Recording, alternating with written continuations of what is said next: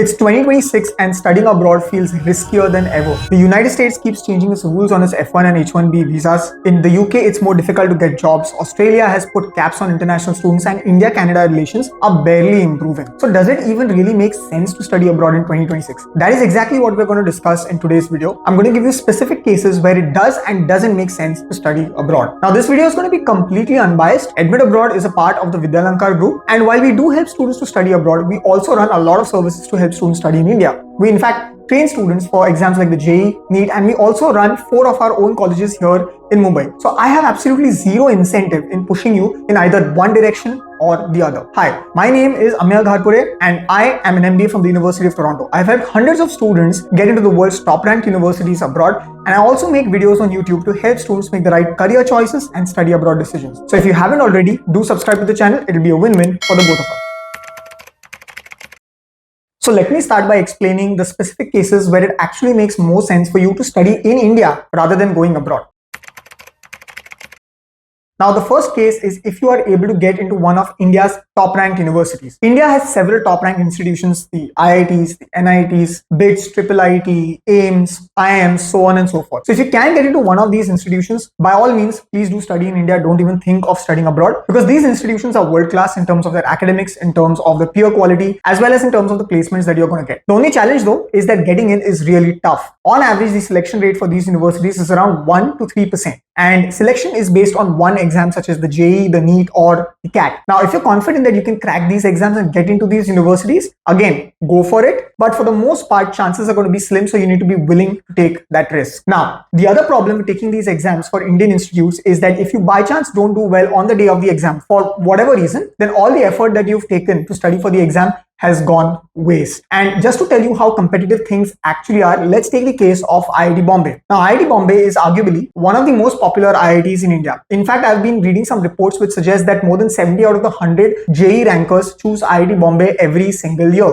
And IIT Bombay has 1300 seats for its undergraduate BTech program. But the number of people who take the JEE is actually 13 lakhs. So your odds of getting into IIT Bombay, if you want it, is 0.01%. Now, compare that to the odds of getting into a top-ranked university abroad, even something such as an MIT, Stanford, and Oxford. For the most part, your admission chances are between 10 and 20%, and your selection or rejection does not depend on your performance in any one exam, because application reviews are more holistic in nature. So if you think that you can crack such exams, go for the top Indian institutes. If you think you can't, then you might want to consider universities abroad. And in fact, if you think that you are going to get into an average university in India, then it makes some sense to at least look at universities abroad, because the placements for average universities abroad are better than the placements for average universities in India. And so again, let me take an example and explain this. Say you want to do your master's in computer science. Now, you could consider doing it from RIT, Rochester Institute of Technology in the US. It's a decent university. By no stretch of the imagination is it considered a top-ranked university. However, applicants or people who do the program from RIT do end up getting salaries of $126,000 as a starting base pay plus bonus separate. Now that converts to around 1.2 crore rupees in Indian salaries. And I know what you're going to say. You're going to say that the cost of living abroad is way higher than the cost of living in India. So what about that? Well, the cost of living in a tier 1 city in the United States, such as San Francisco or New York, is roughly 5.5 times the cost of living in a tier 1 city in India, such as Bangalore or Mumbai. So your 1.2 crore salary abroad is going to translate directly to a 22 lakh starting salary in India. And let's be real, there is no MTech program in CS in India where the average starting salaries is 22 lakhs. And I'm again talking about tier 2 or tier 3 colleges in India. So there again you have it, that if you think you can get only to average universities, you might want to go abroad. If you think you can get into tier 1 universities, stay in India. Don't even think of studying abroad. The second case where you should consider studying in India and not going abroad is if you don't have the budget. Even if you were to get into one of the public universities at European universities such as Germany, where the tuition fees are close to zero, your living expenses are going to be around 15 lakh rupees a year, which means that if you're going abroad for your bachelor's, you're going to end up spending around 45 to 60 lakhs just on living, and around 15 to 30 lakhs if you're going for your master's. Now, yes, getting loans has become easier than before, and yes, accessing scholarships has also become easier than before. In fact, many countries such as Germany, UK, and France France have specific websites to help international students navigate scholarships. So for example, in Germany, you have this website called DART, which you can surf to figure out which scholarships are applicable to you. For France, similar, you have Campus France, and for the UK, you have the British Council website. And over and above these government websites, you also have certain other organizations such as internationalscholarships.com and IEFA that literally list thousands of scholarships for international students. Plus, you have a few private universities, very high-ranked private universities in the United States, such as Harvard, Yale, and Princeton, that offer need-based financial aid, which means that if you get in and if you can prove to them that you don't have the finances to fund yourself, they're going to foot the entire bill for you, tuition and living both combined. Now, before you get carried away, let me give you a reality check. Getting scholarships is actually not that simple. For one part, most scholarships are actually merit-based, which means that you need to have a very strong profile to qualify to get the scholarship. And this means that you're going to have to build your profile for at least a year or two before you become competitive to apply for that scholarship. And if you're talking about need-based financial aid, then the number of universities offering that is very few and largely restricted only to the United States. So if you are willing to spend time building your profile, and if you are willing to apply to multiple scholarships, because again, let's be real, if you apply to only one scholarship, chances are you're not going to get it. So you have to apply to multiple scholarships to maximize your chances. Well, then in such cases, you can consider studying abroad. But if it's outside your budget, if you're not willing to apply to multiple scholarships and you're not willing to build your profile, please do not consider studying abroad. The third case when you should definitely not study abroad, at least at the undergraduate level, is if you want to study something in the realm of humanities, social sciences, or performing arts. The fact of the matter is that in developed countries, they prefer locals over international students for such roles because their own population has enough skills to fulfill roles in these areas. Now, if you still want to study in one of these areas abroad, then here's my advice. Do your bachelor's in India, get some work experience relevant to your field, and then apply for a related master's program abroad. That way, you'll at least be able to leverage the work experience that you've done in India to secure a good job abroad. If you don't do this, you're going to find it very difficult to justify the ROI on your education abroad.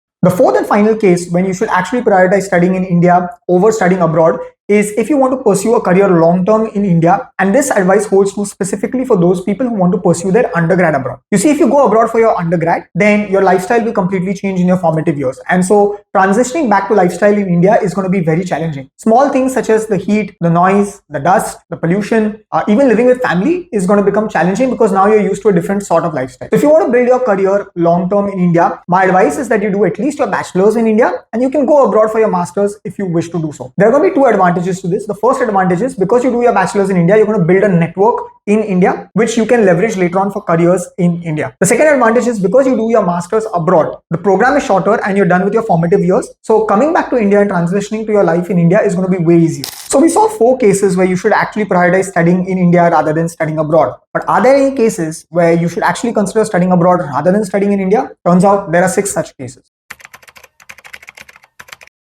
So the first case is if you want to study something that is super niche. Say you want to study something like quantum computing, climate tech, astrophysics, or something else that's niche. Well, then in such cases, you're not going to find too many programs or too many high quality programs in India. Because let's face it, India is still a developing country. And so there isn't much research funding to develop such super niche programs when people are basically struggling for their day-to-day life. But you are going to find such programs abroad. In fact, you'll find plenty of such programs at top ranked universities with good amount of research funding abroad. If you want to study something niche, then you need to look abroad.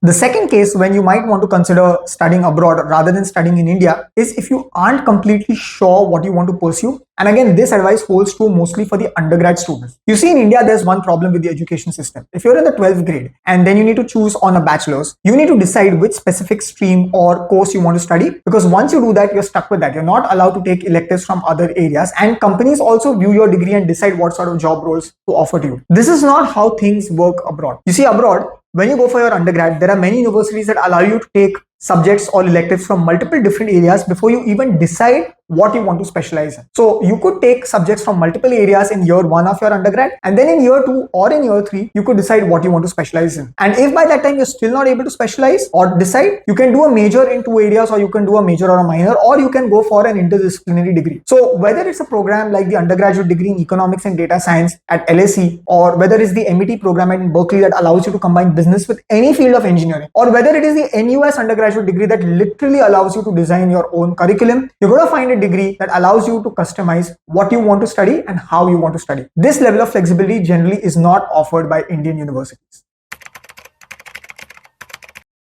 The third case where you might want to study abroad and not study in India is when your field demands that you do a lot of lab work or research work. There are certain fields such as AI, computer science, engineering, medicine, and certain areas such as economics and biosciences, where your career trajectory is literally decided by the kind of projects that you do in undergrad. Now, if your college has a good amount of funding for undergrad and allows you or supports you in terms of research and infrastructure, then you're going to have more projects on your CV, you're going to have a stronger portfolio, and that's going to directly translate to better careers. The problem is that Indian universities severely lack when it comes to research funding, lab, and infrastructure. And so I'm going to explain this with an example. Take the example of Johns Hopkins University, which is one of the good universities in the United States. Their research budget last year was 30,000 crore rupees. To put that into context, our best university, IISc Bangalore, has a total budget of 900 crores. And that's not just the research budget, that includes even the administrative budget. So even if you were to assume incorrectly that the entire 900 crores was for research, the budget for research at GHU is 30 times larger than the budget for research at IISc Bangalore. And in average colleges in India, this difference is even much more. So if you're going for a research oriented field, then you need to prioritize studying abroad rather than studying in India.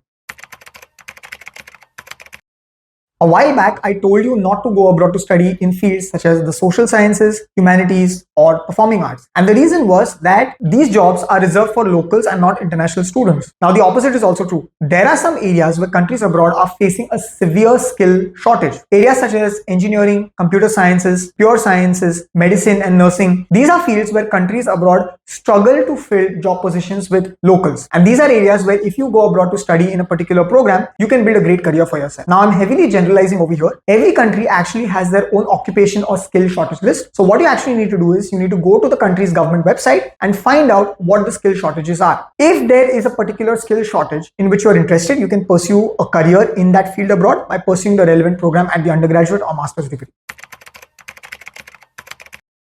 The fifth case when you might want to study abroad is if you want a multicultural experience. I mean, let's face it, we are in a globalized world. And so your ability to collaborate with people who are very different from you is going to be directly correlated to how well you do in your career. And this isn't just philosophy, it's actually true. As you rise in any organization, your ability to manage and lead people actually matters more than your technical skills. Your ability to negotiate with others, get work done from others, and your ability to convince them matters a lot. And so any sort of classroom environment that actually trains you in these skills is actually going to give you an edge over others. Now, if you study in India, you're going to be studying with people from other parts of India, and India is culturally diverse, but we are more similar than we are different. If you go abroad, you will literally be studying with people from different nationalities. I mean, when I did my MBA, there were people from 20 different nationalities, and over 60% of the class was actually international. And so by working with them on projects and assignments, I was able to build my capacity to deal with people who are very different from me, and in fact, even those people who couldn't even understand my language. And so I think this has made me a better leader and a better person. And so if you want that sort of edge, you should definitely consider studying abroad.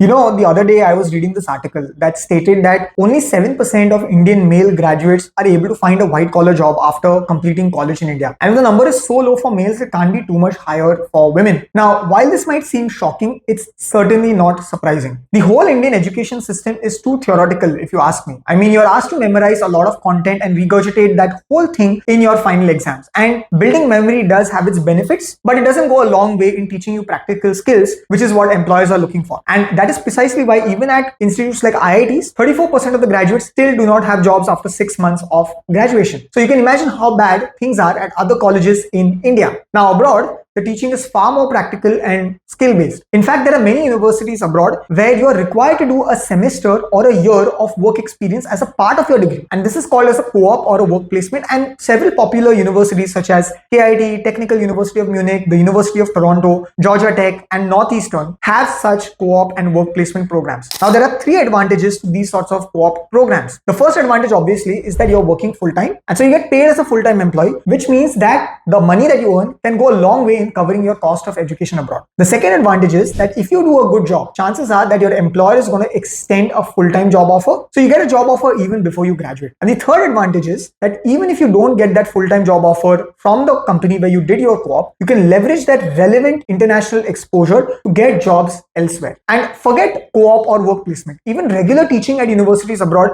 is far more practical. When I did my MBA, half of the assignments that I did were with companies. I had to work with personnel from companies and I had to present present the final output to company executives. You just don't get that level of exposure in India. Okay, so those were the cases where you should and shouldn't study abroad. I hope that brings some clarity to your decision making. If you still are confused about whether to study abroad or in India, do drop a comment and we'll do what we can to help you make that decision. Thanks for watching. I'll see you in the next one.